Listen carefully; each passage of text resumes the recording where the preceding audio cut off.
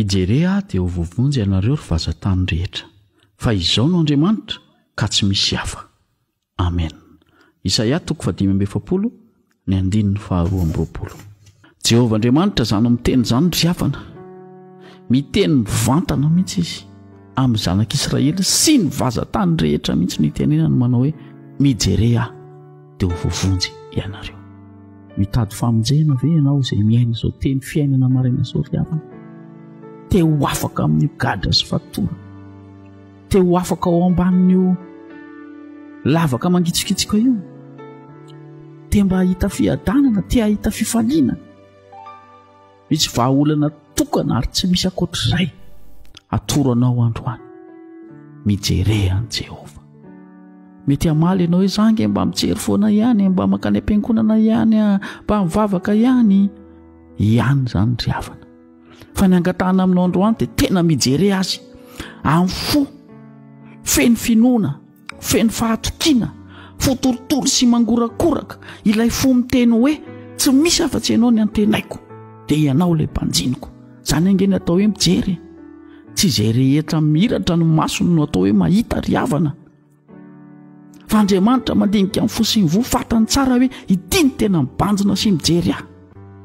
Ny olona mandinika an' Jehovah sy mibanjina an' Jehovah ry havana dia izao tsy mba mierikerika ny zavatra ny tany, tsy mba saritahotra amin'ny zava-misy, tsy mba miferinaina, tsy mba mipenipenina mandeha akavia akavanana. Raha mbola izany ny fiainanao ka hiteny ianao hoe zange mibanjina an' Jehovah dia fantaro tsy mibanjina, tsy mijery azy ianao.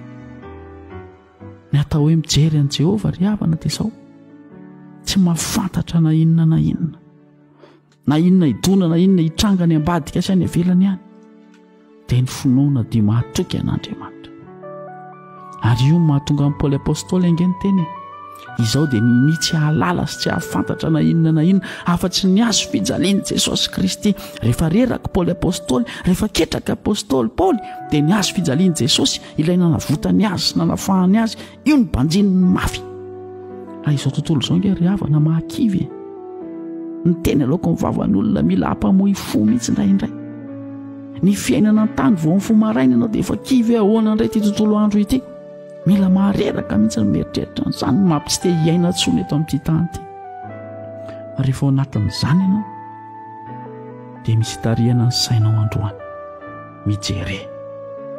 Mijery aho dia ho vovonjy ianareo ho Jehovah Andriamanitra, fa izao no Andriamanitra ary tsy misy hafa. Tsy mahita famonjena hafa dia ambany masoandro ianao afa-tsy ny anaran'i Jesosy Kristy manan-kery avanana zany. Izy mpanjinina ry havana, izy ilay miteny aminao androany hoe izao ny mpiandry tsara. Ny mpiandry tsara dia manolotra ny ainy, amonja ny sakaizany. Ianao io mihaino tenin'Andriamanitra inge ilay sakaizany, raiso izany teny izany, anafahany ianao androany. Amen.